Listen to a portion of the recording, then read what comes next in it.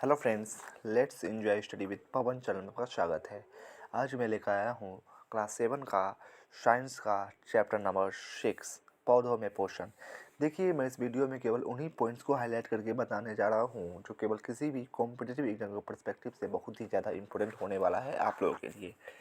चाहे वो बीपीएससी का एग्ज़ाम हो, पीएसएससी का एग्ज़ाम हो, रेलवे एसएससी या कोई भी अदर कॉम्पिटिटिव एग्ज़ाम हो, इसके लिए काफ़ी ज़्यादा हेल्पफुल होने वाला है। तो ये स्टार्ट करते हैं अपने इस वीडियो को। देखिए, मैं इस वीडियो में केवल हाईलाइट पॉइंट को ही पढ़ूंगा।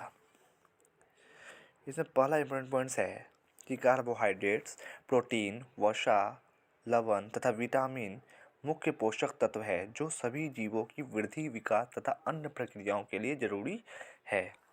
फिर नीचे आइए कि पेड़ पौधों की पत्तियों के हरे रंग उनमें उपस्थित हरे वर्णक यानी ग्रीन पिगमेंट के कारण होता है, जिसे क्लोरोफिल कहते हैं। फिर नेक्स्ट पॉइंट है ये कि सूर्य की ऊर्जा को संग्रह करने में क्लोरोफिल पत्तियों की सहायता करता है। फिर नेक्स्ट पॉइंट है ये कि हरे पौधे अपना भोजन स्वयं बनाते हैं, इस प्रक्रिया को प्रकाश संश्लेषण कहते हैं। फिर नेक्स्ट पॉइंट है ये कि प्रकाश संश्लेषण के लिए क्लोरोफिल, सूर्य का प्रकाश, कार्बन डाइऑक्साइड तथा जल की आवश्यकता होती है, यानी इंग्रेडिएंट्स है प्रकाश संश्लेषण के लिए। फिर नेक्स्ट पॉइंट है ये कि कार्बन डाइऑक्साइड और जल प्रकाश संश्लेषण की कच्ची सामग्रियां है तथा कार्बोहाइड्रेट ऑक्सीजन प्रकाश संश्लेषण के उत्पाद है। फिर नेक्स्ट है ये वायुमंडल में ऑक्सीजन का संतुलन प्रकाश संश्लेषण प्रक्रिया द्वारा ही बना रहता है। फिर नेक्स्ट पॉइंट है कि मिट्टी में कुछ ऐसे सूक्ष्म जीव पाए जाते हैं जो गैसीय नाइट्रोजन की उपयोगी यौगिक में बदल देते हैं। फिर अमरबेल अपना भोजन उसी पौधे से प्राप्त करते हैं जिसमें वह लिपटे रहते हैं। फिर नेक्स्ट है अमरबेल जैसे पौधे जो अन्य पौधों से पोषण प्राप्त करते हैं वे परजीवी कहलाते हैं तथा जिन पौधों से वे पोषण प्राप्त करते हैं उन्हें परपोषी कहते हैं। अमरबेल जिस पौधा से पोषण प्राप्त करता है वह पौधा परपोषी कहलाता है और जो अन्य पौधे हैं वो परजीवी कहलाते हैं। ठीक है। फिर नेक्स्ट पॉइंट है परजीवी वैसे जीव हैं जो अपना पूरा या आंशिक जीवन चक्र किसी दूसरे जीव के साथ बिताते हैं। वे सीधे अपना भोजन उनसे प्राप्त करते हैं, लेकिन वे उनसे अपना पोषण करते हैं, जिनसे अपना पोषण करते हैं उन्हें हानि ही पहुंचाते हैं। जैसे जीवाणु, कवक, अमरबेल, ये सब क्या हो गया? परजीवी हो गया, यानी परजीवी यानी दूसरे पर क्या हो? आश्रित हो जिंदा होने के लिए।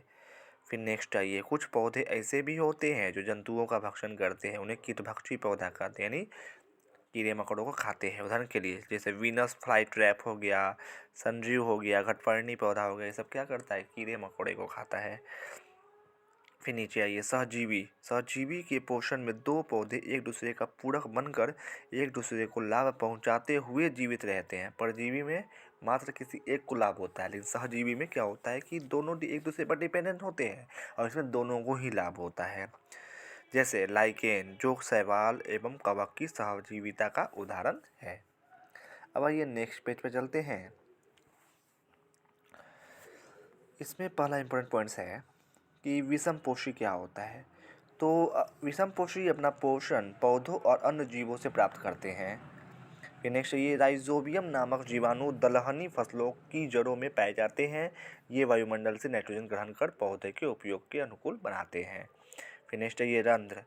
हरी पत्तियों में छोटे छोटे छिद्र होते हैं जिनसे वे जल वाष्पन करते हैं, रंध्र कहलाते हैं। विषमपोषी क्या होता है? तो विषमपोषी ये है अपना भोजन पौधों और अन्य जीवों से प्राप्त करते हैं, वो विषमपोषी कहलाते हैं। जैसे हम लोग हो गए, यानी मानव जाति क्या हो गया? विषमपोषी हो गया। फिर परपोषी क्या होता है? तो जिन पौधों से वे पोषण प्राप्त करते हैं उन्हें परपोषी कहते हैं। फिर नेक्स्ट है कवक। ये पर्णहरित यानी नॉन क्लोरोफिलस होते हैं। ये अपना भोजन स्वयं नहीं बनाते बल्कि विविध पोषी होते हैं। ठीक। शैवाल यह जलीय पौधा है जिनको समुद्री वीड कहते हैं। यह स्वच्छ जल में उगती है, यह प्रायः पर्णहरित युक्त होती है। राइजोबियम क्या होता है? यह एक प्रकार का जीवाणु है जो दलहनी पौधों की जड़ों में पाया जाता है। ये वायुमंडल से नाइट्रोजन ग्रहण कर पौधे को प्रदान करता है। फिर ये नीचे अभ्यास के प्रश्न और उसके उत्तर। पहला क्वेश्चन, हरे पौधे जो अपना भोजन स्वयं बनाते हैं क्या कहलाते हैं? स्वपोषी कहलाते हैं। अमरबेल उदाहरण है, किसका उदाहरण है? परजीवी का उदाहरण है। फिर पौधे का रसोई घर है, डैश है तो पत्ती है। चौथा क्वेश्चन, कीटभक्षी पौधा है तो कौन है? घटपर्णी कीटभक्षी पौधा है। फिर ये निम्नलिखित कथनों में सत्य असत्य को पहचानना है। प्रकाश संश्लेषण में सौर ऊर्जा का रासायनिक ऊर्जा में रूपांतरण होता है। क्या हो जाएगा? ये सत्य हो जाएगा। क्या होगा? ये प्रकाश संश्लेषण में सौर ऊर्जा का रासायनिक ऊर्जा में रूपांतरण होता है, तो सत्य है ये। फिर आइए नीचे यहाँ बी का क्वेश्चन, जड़ें कार्बन डाइऑक्साइड को ग्रहण करने में मदद करती है, तो ये क्या है? असत्य है। सॉरी।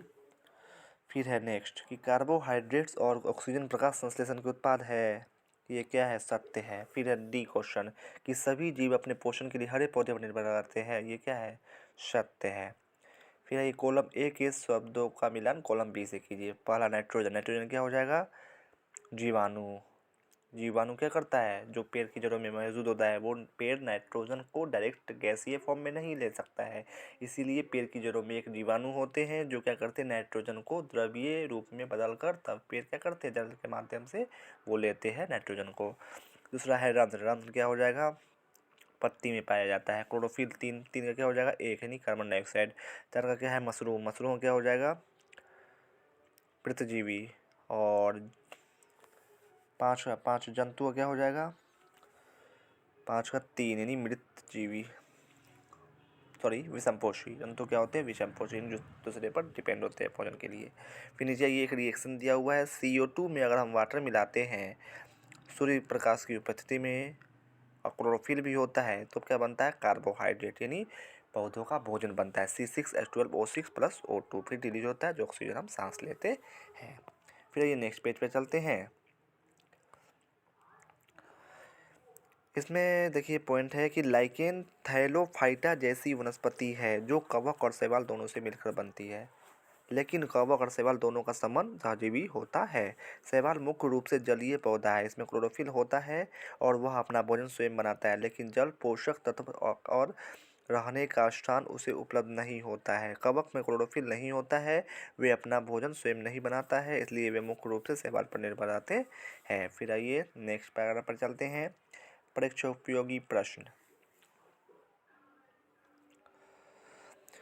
पहला क्वेश्चन, पौधे अपनी ऊर्जा कहाँ से प्राप्त करते हैं? तो पौधे अपनी ऊर्जा सूर्य से प्राप्त करते हैं। दूसरा क्वेश्चन, पौधे की हरी पत्तियों में क्या पाया जाता है? तो पौधे की हरी पत्तियों में हरे रंग का वर्णक पाया जाता है, जिसे क्लोरोफिल पर्णहरित कहते हैं। तीसरा क्वेश्चन, प्रकाश संश्लेषण क्रिया के मुख्य घटक क्या है? तो प्रकाश संश्लेषण क्रिया के मुख्य घटक सूर्य प्रकाश, हरी पत्ती तथा कार्बन डाइऑक्साइड है।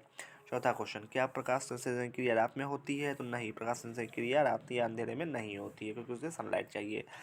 पांचवा क्वेश्चन, प्रकाश संश्लेषण क्रिया में कौन सी गैस मुक्त होती है? तो प्रकाश संश्लेषण क्रिया में ऑक्सीजन गैस मुक्त होती है, जो हम सांस के रूप में लेते हैं। छठा क्वेश्चन, प्रकाश संश्लेषण के दो उत्पाद कौन कौन से हैं? तो प्रकाश संश्लेषण दो उत्पाद कार्बोहाइड्रेट यानी C6H12O6 है और ऑक्सीजन O2 है। हमें जो ऊर्जा प्राप्त होती है उसका मूल स्रोत क्या है? तो हमें जो ऊर्जा प्राप्त होती है उसका मूल स्रोत सूर्य है। आठवां क्वेश्चन, श्वसन हेतु सभी जीवों के लिए कौन सी गैस आवश्यक है? तो श्वसन हेतु सभी जीवों के लिए ऑक्सीजन गैस अति आवश्यक है। नौवां क्वेश्चन, पीले धब्बे वाली पत्तियों के किस भाग में क्लोरोफिल नहीं होता है? तो पीले धब्बे वाली पत्तियों के पीले भाग में क्लोरोफिल नहीं होता है। 10वां क्वेश्चन, प्रकाश संश्लेषण द्वारा पौधों में किस यौगिक का संश्लेषण होता है? तो प्रकाश संश्लेषण द्वारा पौधों में कार्बोहाइड्रेट नामक यौगिक का संश्लेषण होता है। 11वां क्वेश्चन, कार्बोहाइड्रेट किन तत्वों के संयोग से बना है?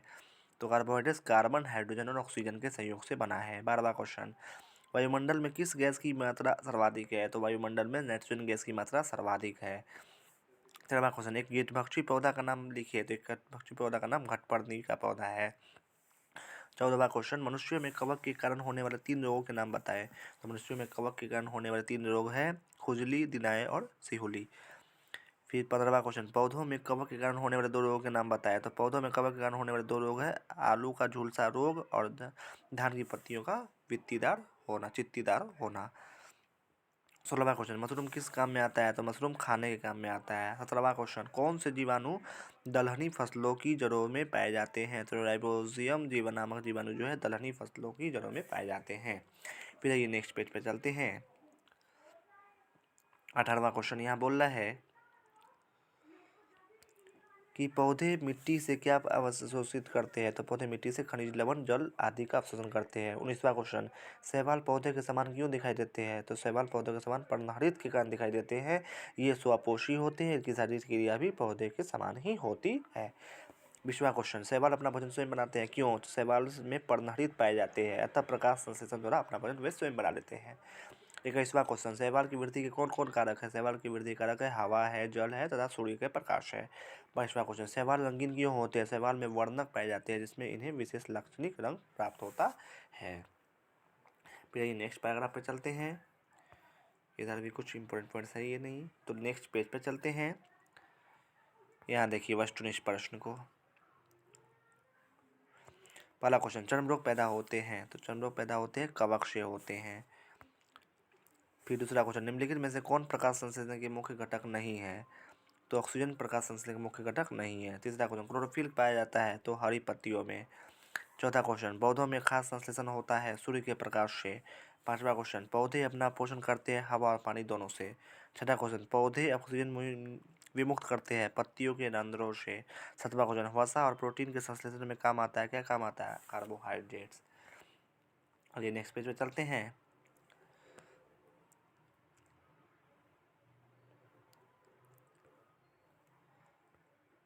देखिए इसमें 8वां क्वेश्चन है, प्रोटीन के संश्लेषण में आवश्यकता होती है, किसकी आवश्यकता होती है? नाइट्रोजन की आवश्यकता होती है। 9वां क्वेश्चन है, पौधे कौन सी गैस का सीधे उपयोग नहीं कर पाते हैं? नाइट्रोजन गैस का सीधे उपयोग नहीं कर पाते हैं। जड़ में मौजूद राइबोसोम नाम का जीवाणु उस नाइट्रोजन के गैस को क्या करता है? द्रव में बदल देता है, फिर उसे द्रव के रूप में पेड़ अवशोषित करता है। इनमें कौन सा पौधा कीटभक्षी है? तो खटपर्णी पौधा कीटभक्षी पौधा है। 11वां क्वेश्चन, इनमें कौन कवक से होने वाली बीमारी नहीं है? तो चेचक जो है वो कवक से होने वाली बीमारी नहीं है। 12वां क्वेश्चन, मशरूम का उपयोग होता है खाने में होता है। 13वां क्वेश्चन, सूर्य के प्रकाश का सीधा उपयोग होता है तो हरे पौधे द्वारा।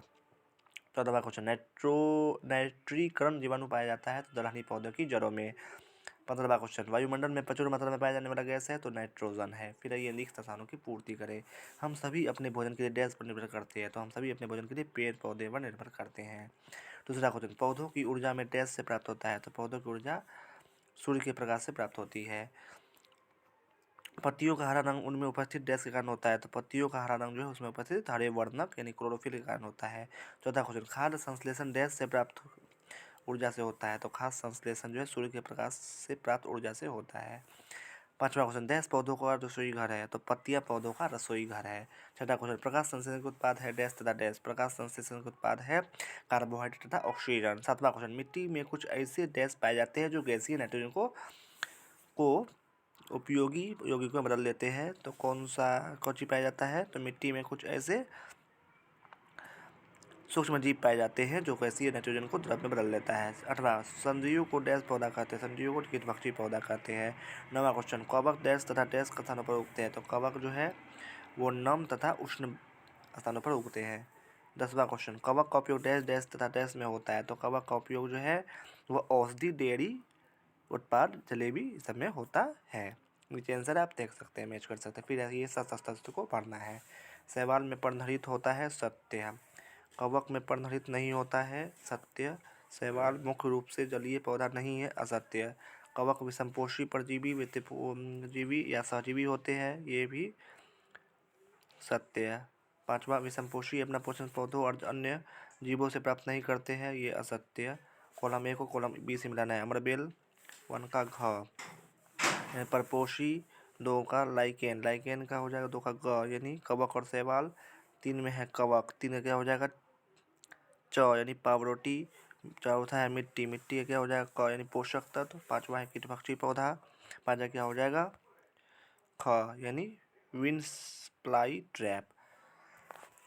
ठीक है, वीडियो कैसा लगा कमेंट्स में ज़रूर बताइए। अगर अच्छा लगा तो प्लीज़ प्लीज़ प्लीज़ मेरे चैनल को सब्सक्राइब करें, शेयर करें एंड लाइक कमेंट्स ज़रूर करें। बाकी मैं क्लास 6 का सारे सब्जेक्ट का हिस्ट्री, ज्योग्राफी, सिविक्स और साइंस का भी प्लेलिस्ट बनाकर अपने channel let's enjoy study with Pawan पर डाल दूँगा, वहाँ जाकर देख सकते हैं, या फिर मैं उसका लिंक अपने डिस्क्रिप्शन बॉक्स में डाल दूँगा, वहाँ जाकर भी देख सकते हैं। बाकी मैं क्लास 7 का भी हिस्ट्री, ज्योग्राफी, सिविक्स का भी प्लेलिस्ट का लिंक मैं अपने डिस्क्रिप्शन बॉक्स में डाल दूँगा, वहाँ जाकर देख सकते हैं। Thanks for watching and subscribe for more videos.